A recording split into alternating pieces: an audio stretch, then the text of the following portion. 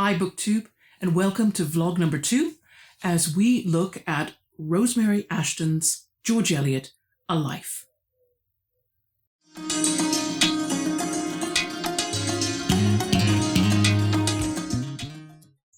We're covering 4 chapters, but only 4 years in Mary Ann Evans' life, from 1854 to 1858. Actually, we're kind of sneaking into 1859 at the very end. But this little section marks the beginning of her relationship with George Henry Lewes. And those first 4 or 5 years were astounding for her. And these chapters I found really interesting for the effect that this relationship had on Mary Ann and her work. In November 1853, Mary Ann Evans and George Henry Lewes left England.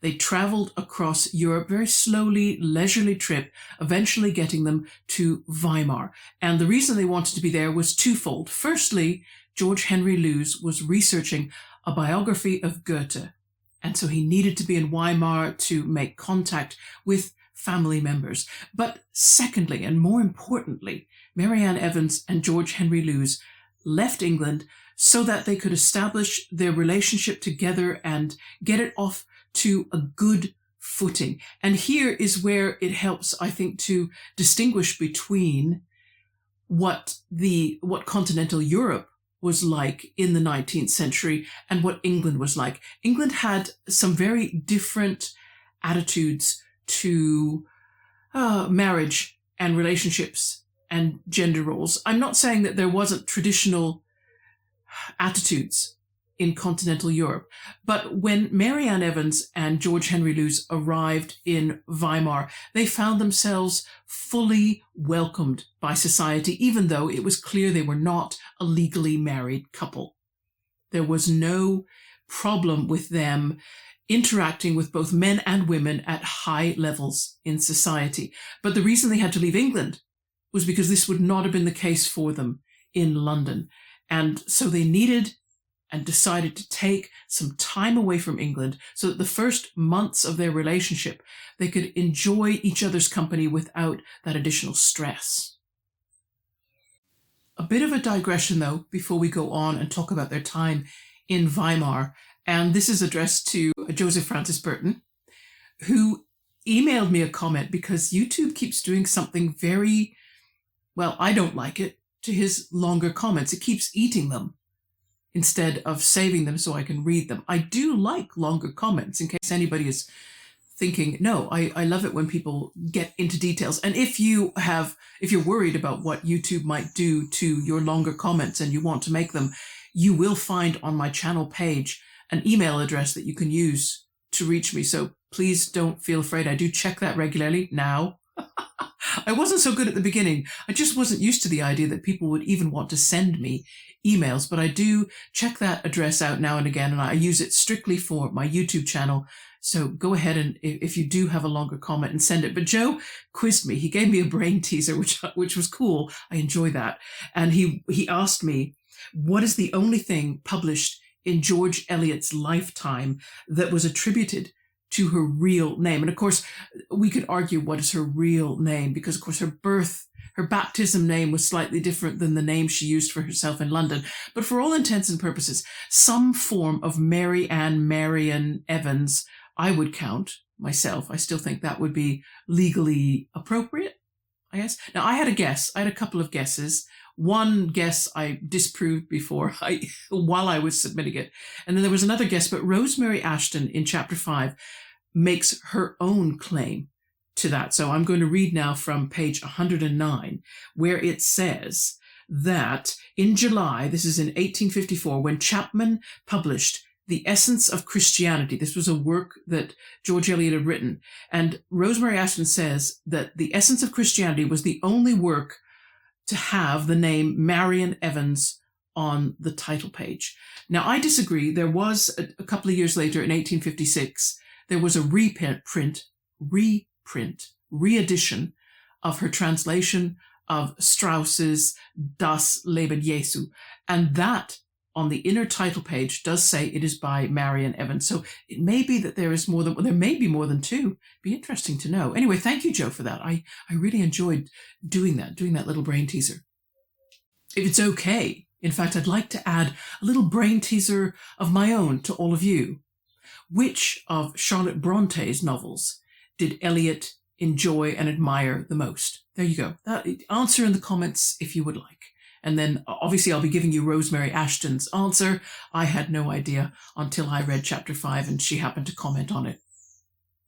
So now I'll go back to what I was talking about, which was the difference between the way Evans and Lewes were accepted as a couple, even though they were not married, in Weimar as opposed to in London. And I think one of the most grating, the most difficult difference in the way they were treated was that Lewes, George Henry Lewes, was accepted either way. In Weimar, he was accepted, but also when the couple returned to London, he was still accepted into homes that would not extend invitations to Marian Evans.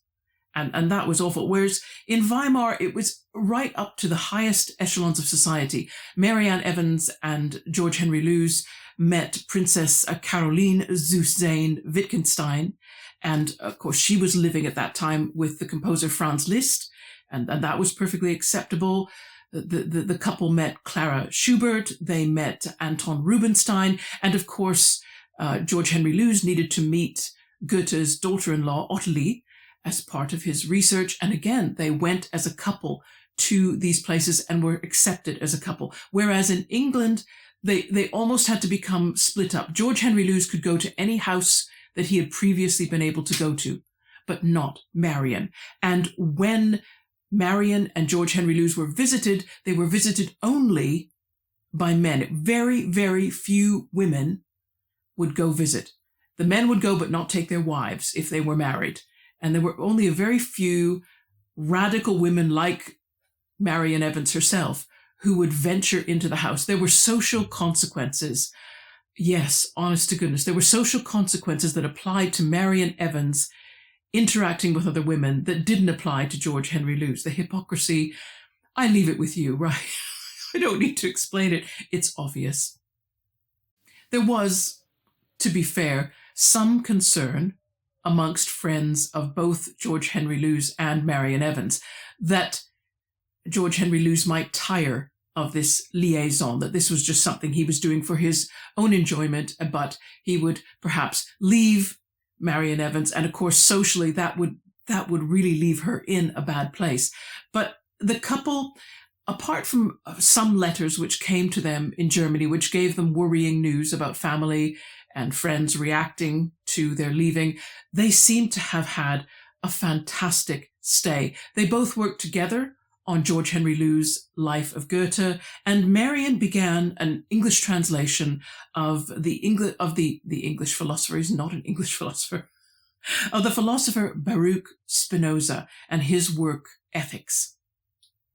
Chapter 6 talks about their return to England in March 1855, and they took precautions. When they landed at Dover, George Henry Lewes went and found lodgings for Marian, and he had her stay there for about a month while he went on to London to settle any outstanding business with his wife, Agnes, to gauge the reaction to their going away amongst different people in London, and also to find a place where he and Marian could live. And the chapter is pretty humdrum. I guess I'd say it talks about two things. It talks about the ups and downs of the various friendships that the couple had, and how those friendships took the news that they had gone away together and that they now considered themselves man and wife, even though they had not done marriage in the way other people conventionally thought they ought to. But also the chapters about how they managed to make enough income from their writing jointly to various journals and translations and so on, not only to support themselves, but also to support Agnes Lewes and all her children, including those that she had by her lover, Thornton Hunt, because Thornton, well, he was somewhat reluctant to make his fair share of contributions to child support.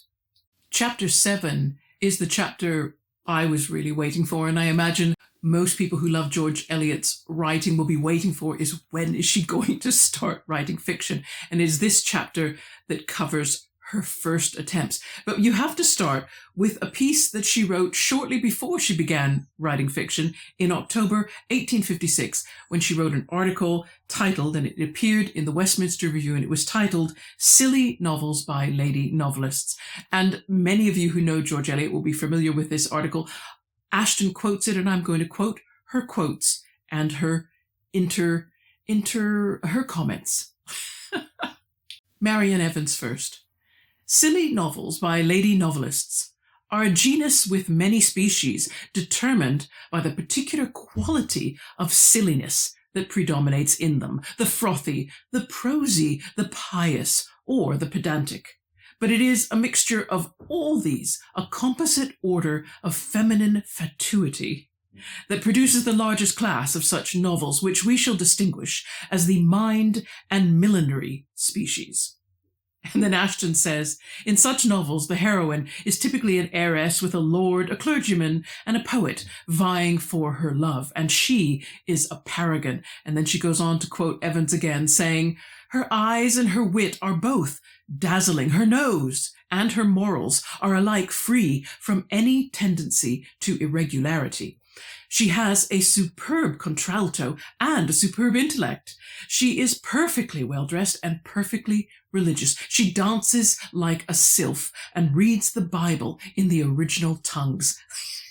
Are you getting the sense of there's such sarcasm in Marian Evans' writing? I love it. I'm going to go on to quote her. She says about the plots of these novels, before matters arrive at this desirable issue, that is, and Ashton explains, the desirable issue is that even though the heroine marries the wrong man initially, he's kind enough to die very soon after, and he asks his wife to go ahead and marry the man she loves because he realizes it's not him.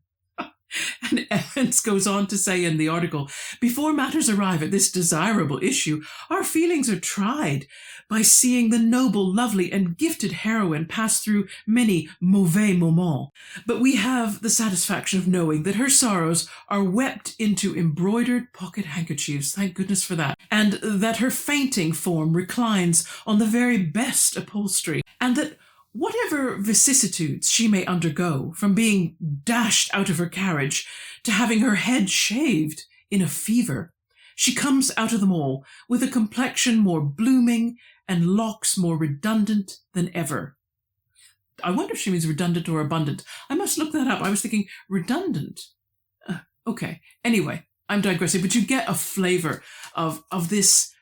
She is poking. She doesn't mean to poke at every single female novelist. Obviously, my brain teaser, she admired Charlotte Bronte, but she was kind of getting at a type of novel. And obviously that wasn't what she hadn't even thought that she herself should write any fiction. And so she hadn't thought of her pen name yet either. And it was George Henry Lewes who was persuading her and saying, why don't you try? Just try. Because what could be the worst thing that happens? You can do this anonymously. If it gets turned down, fine, go back to writing articles and doing translations. You're very good at that, and you get lots of work that way. So it was Lewes who helped Marian not only by encouraging her, but he also took her very first story that she wrote, which was The Sad Fortunes of the Reverend Amos Barton, and he sent it to an Edinburgh publisher called John Blackwood. And I don't know if he sent it that far away because he thought, well, we can keep the anonymity easier this way, but I don't know how, because Blackwood's had an agent based in London. But never mind. He sent it to John Blackwood in Edinburgh, sent in the manuscript and said, I'd like you to consider this work. It is by a friend of mine who is a clergyman, and he didn't say any name. Ashton says that John Blackwell probably guessed the identity of George Henry Lewes' friend, but he was wise enough to keep that to himself. The rest of the chapter is a great study of the three stories that make up the first fictional work by George Eliot, which became Scenes of Clerical Life. Of course, you probably all know that. The advantage of reading a literary biography is that you get this zooming into the work. So I now know even though I haven't read many other works by George Eliot, that when I do, I can just come back to this book, and instead of going to the subject index and having to pick my way around to find opinions about one work or the other, I can just go straight to the dedicated chapter and find the context in which it was written, and also some comments about its style and the things that made it up in other ways. So Eliot's first story was printed in 1856, anonymously, and Lewes received a cheque for £52. Now that is about £6,500 in today's money. Extremely good, better pay than Marian Evans was making by any other form of writing. And so naturally, she became determined then to switch from fact to fiction. And she also then wrote to John Blackwood herself. And the name that we know her by today, George Eliot, is the one that she signed at the bottom of the letter. George, she chose, obviously, to do honour to George Henry Lewes for the support he gave her, because otherwise she probably would never have ventured into fiction. We wouldn't know any of the novels that she's written. Eliot, because she said she just loved the sound of it. And chapter 8, of course, then goes on to talk about her next novel, probably her bestseller in terms of the speed at which it sold its copies, Adam Bede. But one aspect of Marian's character that really comes across in this chapter is her sensitivity. Evans was never able to rest assured about how she would be treated by others, and you can understand how she must have struggled as a woman who needed the kind of intellectual stimulation that was really supposed to be the property and the domain of men only. And it meant that Eliot doubted herself, that she questioned every decision. And George Henry Lewes finally had to advise her, you need to stop reading any reviews of your work because they discourage you too much, which they did, and almost stopped her from writing Adam Bede, which would have been a shame. And it was also in 1857 that Marian had to finally tell her family that she was living with Lewes and that she was not legally married. Her older brother Isaac was so upset that he didn't reply to her letter himself. He asked the family solicitor to write to her, and he asked her to say, because she only said that she was married, and so he demanded to know when and where she got married. And of course she replied to him that the marriage was not one that was legally recognized, but it was recognized between her and Lewes as a bond, and that was what mattered to her. Well, to Isaac, that was not an acceptable response. And she was so upset by his rejection that even though she was a faithful keeper of a journal, she stopped writing in it for an entire month.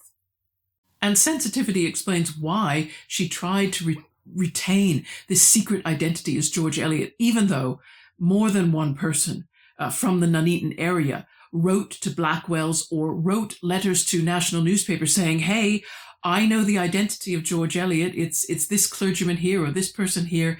And constantly Eliot or Lewes were having to write letters to those papers or letters to Blackwell to say, no, ignore those people. They don't know who they're talking about. And yet they would not say who George Eliot was. So of course the speculation continued.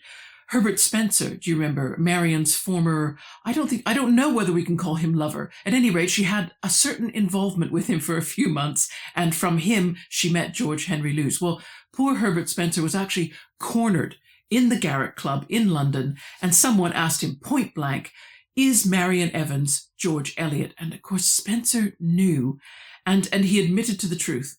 And Marian was furious. She said it was a betrayal for him not to lie on her behalf, but he defended himself, and I shall read his defense. And this is what Spencer wrote. I told them what had occurred and was blamed for not giving a denial, the case of Scott being named as justifying such a course.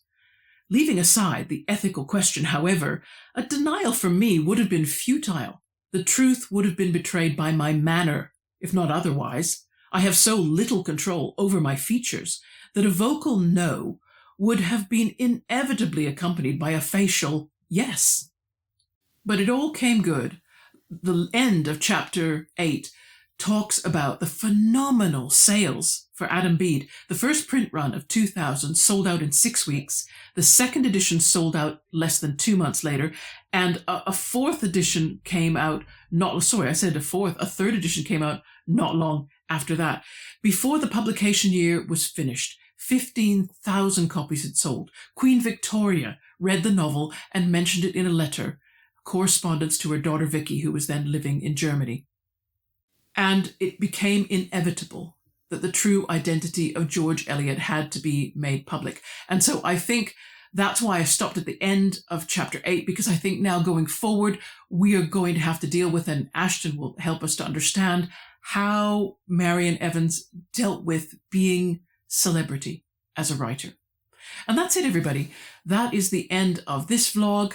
Coming up on Sunday, because it is still Middlemarch, the middle of Middlemarch. It's getting crazy. Anyway, on Sunday, we're going to carry on with chapter 15, where we were looking at Lidget's backstory. In the meantime, I hope you guys are having fun with whatever you're doing in March, and I shall see you again in a few days' time. Take care. Bye-bye.